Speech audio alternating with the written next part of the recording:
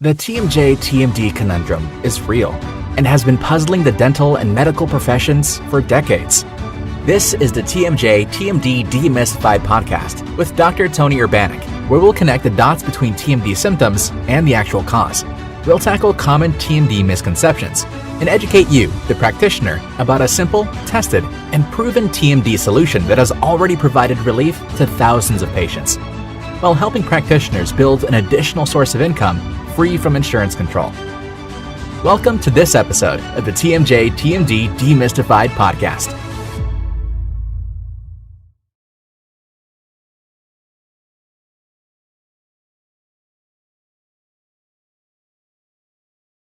Welcome, TMD warriors. We're here for the next episode of TMD Demystified, and my name is Tony Urbanek. It is April 1st, 2025, and today's topic is not an April 1st topic. It is a valid topic, which today we're going to be talking about exactly how does TMD cause my headaches. This is a question that I have received from many patients, and as you may be aware, I write a parallel blog each week that parallels the podcast. And so Sunday night, I wrote a 2-page blog article on this topic because I was asked recently by one of my patients exactly how does TMD, temporomandibular joint disorder, cause my headaches, because it doesn't make any sense to me. My headaches are up here, or here, or here. And how does this problem cause all these different kinds of head pain? Now, the status quo answer to that is the following. According to a very old article going back to 1979, which was written by one of the icons in oral and maxillofacial surgery, Dr. Danny Laskin, out of the University of Illinois, and he talked about the myofascial pain dysfunction syndrome. And his theory, and his article admitted it was a theory at the time, which was then ignored about the theoretical part and taken at face value as being fact for the next, what would that be, 55 years. That the myofascial pain dysfunction syndrome is actually what causes the headaches from the temporomandibular joint. And it basically goes something like this. A lot of bruxism over a period of time stimulates the muscles themselves. Let me back up a step. We don't really know what the relationship and how it works between anxiety, stress, and bruxism. We don't know. That's all theory. And I don't claim to know, and I'm not going to even propose a theory, but how anxiety, stress, and worry create to clenching or grinding of the teeth. We know it's in the central nervous system. We have some theories about it, but how that actually works is we do not know. But the point is that we do know that there is a relationship between the two, between bruxism and anxiety and stress and worry, because we see it so often, intuitively. But Danny Laskin basically had the theory that when someone bruxes, whether it be awake or at night, that you overuse the muscles, the muscles themselves get stressed, and the perimuscular tissue, myofascial, the fascia around the muscles, become sensitized, and they create the pain. In other words, the myofascial, not facial, fascial, the fascia around the muscles gets sensitized because of the overuse of the muscles. He was well aware that muscle itself does not have any pain sensors within muscle, so he couldn't claim that the muscles actually hurt, but the myofascial, the facial, The fascia around the muscles created the pain due to overuse and tiredness, if you will, tiredness of the muscles. And that theory has been taken as fact and is what the status quo out there in dental land has been using for more than 50 years. And frankly, it's not true. So getting back to the topic today, how exactly does temporomandibular joint disorder of the temporomandibular joint, create all the symptoms? Now, let me go off on another tangent here momentarily that I need to talk about, because in 2025, looking back over my last 50-year career, coming forward, looking at how TMD is actually treated or not treated, misdiagnosed, misdirected, misunderstood constantly by many, many, many varieties of healthcare providers, we're in the dark ages about this problem. And I claim that, I say that with sincerity, with all due humility, that we are literally in the dark ages. And frankly, now after my research, and I understand, and I'm about to tell you how this happens, I look back retrospectively and things have not changed in 50 years as to the general understanding about TMD.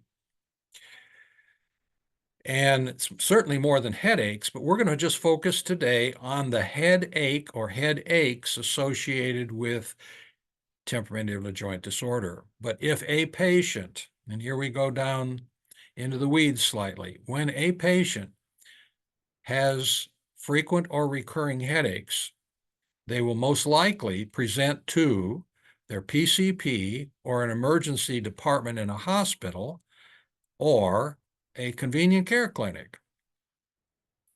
When they do that, the healthcare providers, whether they be physician, nurse practitioner, or physician's assistant, in any one of those kinds of facilities, is going to have no idea that even their headaches can be associated with TMD, let alone that they are. It is highly unlikely, unless they've been enlightened here in the Middle Tennessee area, and we have many now providers who have been enlightened about the relationship of frequent or recurring headaches and TMD. But most healthcare providers on the medical side will immediately acknowledge that they have no idea why they're getting headaches. Frequently, they think the worst, and that is something going on with the brain, either a brain tumor or an incipient stroke. And whether or not they go down that lane isn't the point. The point is that it is well known, well acknowledged in the medical fields, that the medical researchers have no idea what causes migraine headaches. Again, there are many, many theories, but they have no ideas. No one claims to know what causes migraine headaches. And by the way, migraine headaches is a catch-all phrase. Any bad headaches that is described by the patient and listened to by a medical healthcare provider, a bad headache is immediately considered a migraine headache. And they can't even really define migraines because they have no idea what causes migraine headaches. It's a catch-all phrase. It's the same catch-all phrase as trigeminal neuralgia on the face. In the medical field, keep in mind, I am a medical doctor. My medical colleagues don't intimidate me and can't smooze me about these things. A migraine headache is just a bad headache. That's all you can say about it. And you can't even define it. All right, so they go into one of these facilities and complaining of bad theadaches. And the first thing that's going to happen is they're going to be prescribed drugs. What kind of drugs? Basically drugs to suppress the nervous system so that the pain itself is not so apparent. And that's basically the first line of defense. I'm not necessarily criticizing the doctors. That's all they know how to do. Suppress the nervous system so the symptom itself is not as apparent and able to give the patient some relief, but they are in no way addressing the actual cause of the headache. And of course, the TMD does not cause every kind of headache that can happen. You can have strokes, you can have brain tumors, and they are well known for causing bad head pain. However, eventually when a patient complains enough, a MRI will be taken, and 99.99% of the time, the MRI comes back as normal. 0.1%, it does come back with either evidence of a stroke or a brain tumor or brain problem of one kind or another. But 99% of the time, it comes back normal. Now we're back to, we don't know what to do. All we can do is use drugs. Or the latest nonsense is Botox. Paralyze the area of pain. Again, only to suppress superficially the nervous system, not systemically, but superficially the nervous system by paralyzing the muscles, and then off we go, and it's only temporary. This is the state of the art on this, and certainly is only temporary and does not address the actual problem. So, what exactly does happen, and how can you explain the TMD causing head pain? Well, this is what I've spoken on many times. It's in many other places. And I would just like to simplify it by saying there are three causes of damage to the temporomandibular joint. There's only three causing damage itself, and that would be bruxism, and that would be acute trauma and functional malocclusion. But each one of those types of dysfunction can cause damage within the temporomandibular joint. Any joint that becomes damaged then tries to heal itself with inflammation. Inflammation is the body's response to damage, any kind of damage, whether it's damage due to bacterial influence or traumatic influence, overuse influence. The body's response to damage, first line of defense, is inflammation.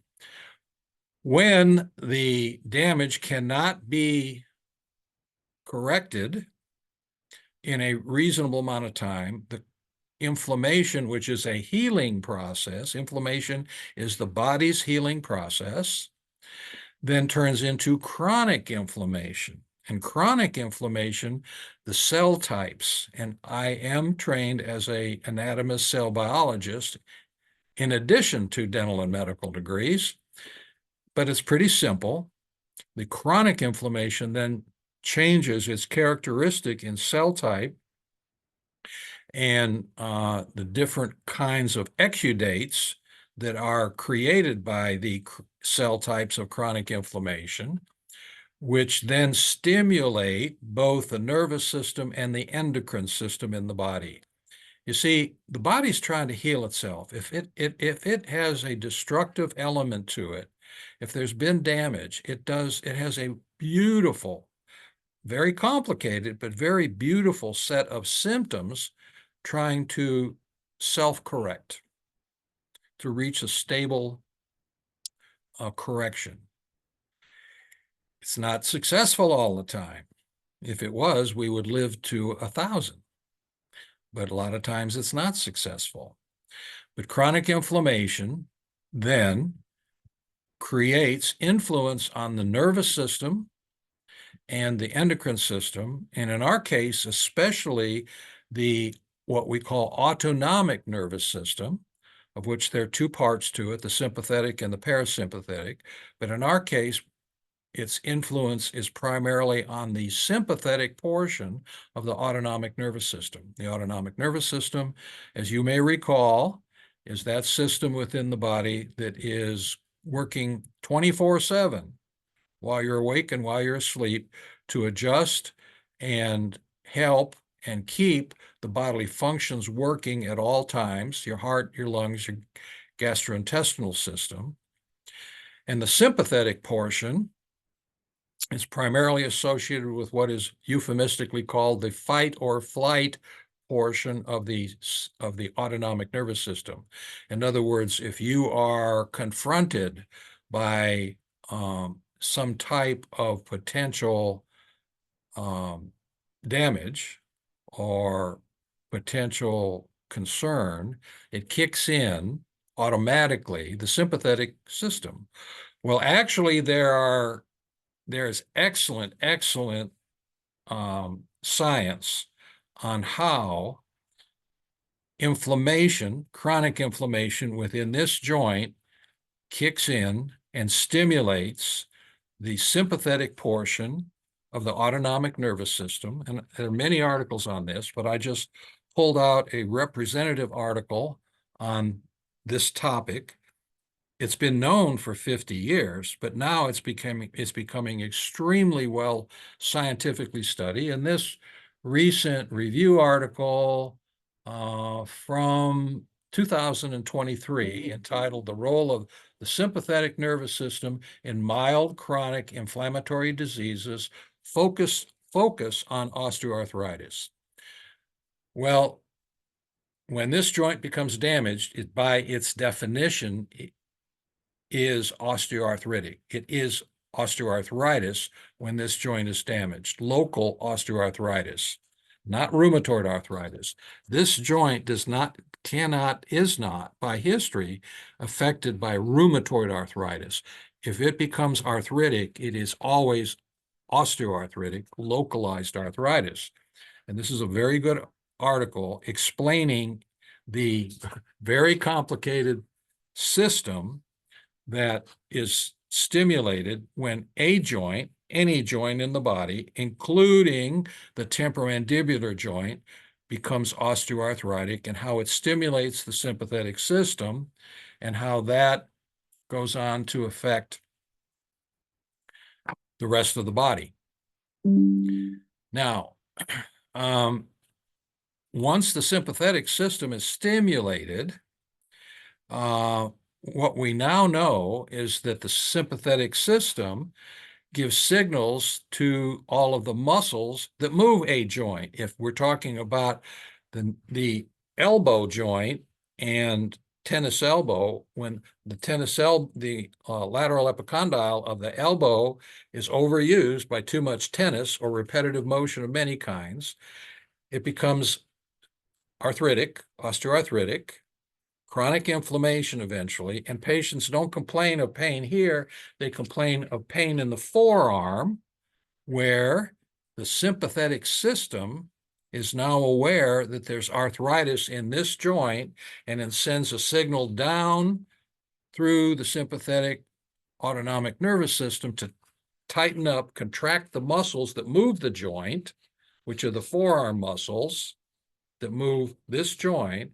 And patients complain of pain in the forearm, and they complain of pain in the forearm where all the muscles of the forearm attach to the bone.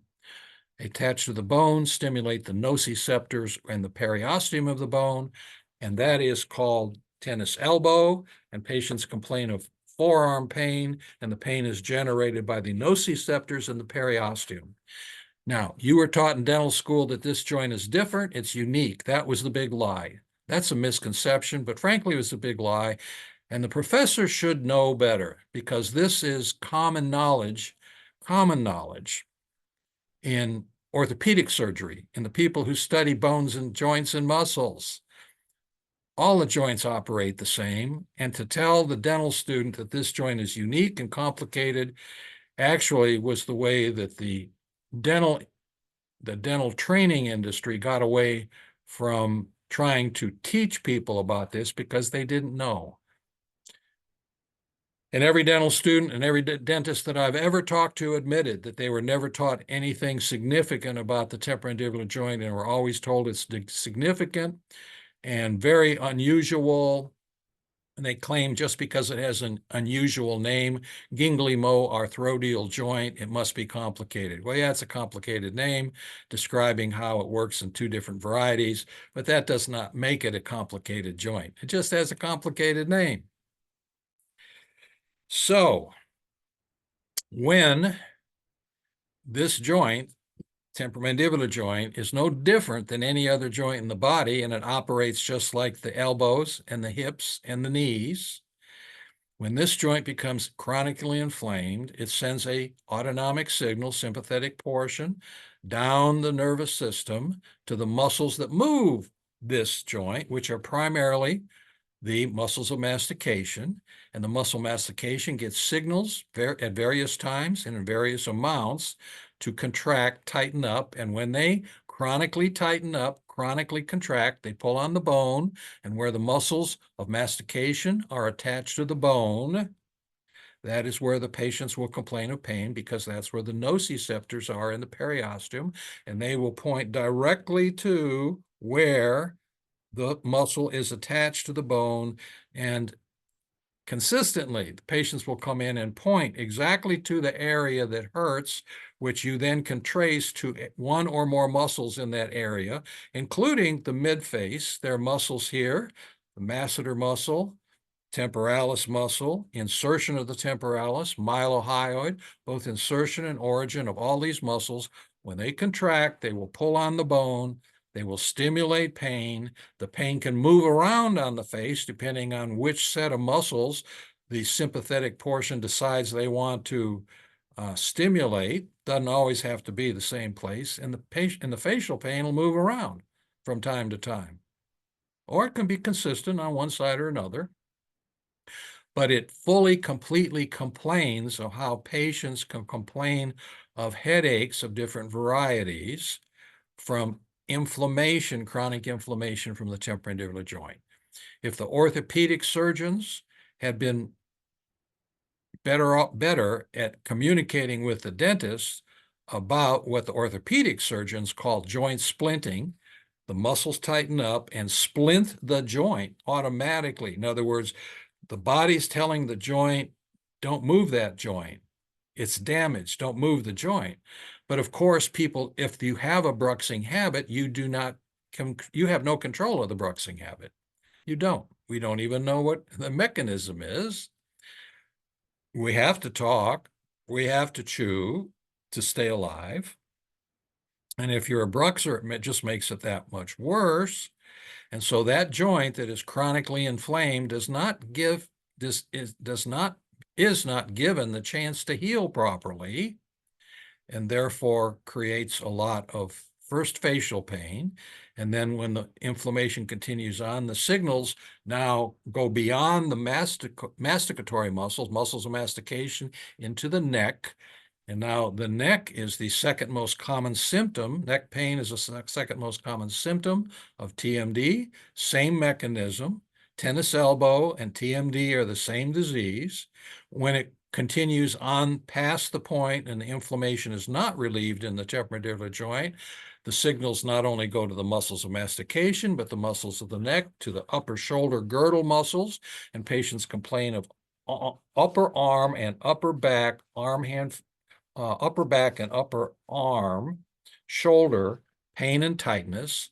And when the muscles of the strap muscles on the side of the neck contract and squeeze the brachial plexus, which supplies sensation to the arm, patients will complain of arm, hand, finger tingling and numbness. It is all the same mechanism. It is what the orthopedic surgeons call joint splinting. The body is telling everybody that is anywhere near the temporomandibular joint to tighten up. Tighten up. My joint is damaged. And of course, you continue to brux, you continue to talk, you go to the dentist and get your teeth cleaned. And for a week after that, you have severe headaches. We see it all the time. It is constant.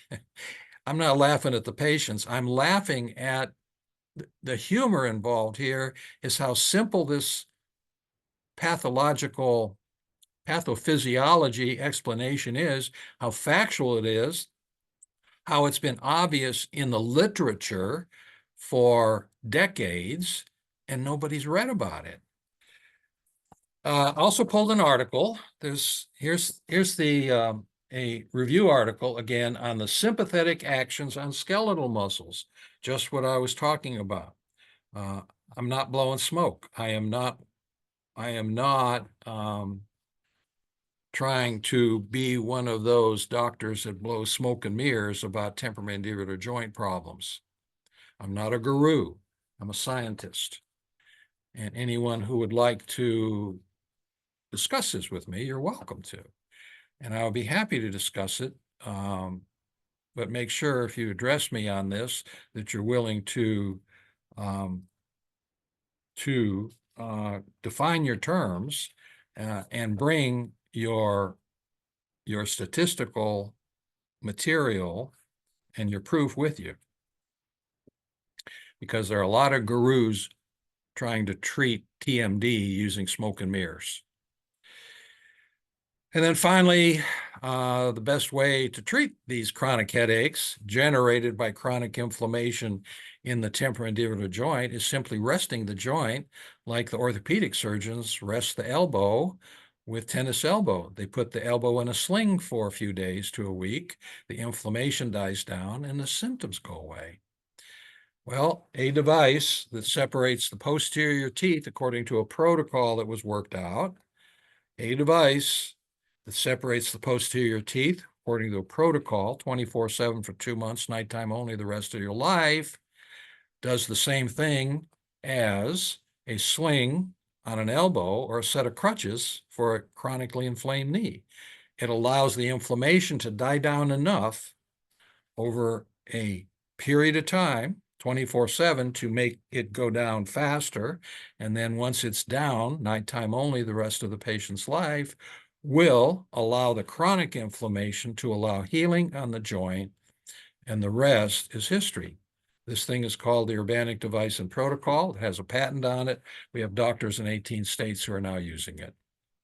Besides our practice here in Middle Tennessee, which has generated now 900 doctor practice referral sources who send us TMD patients to treat using that non-surgical device and protocol.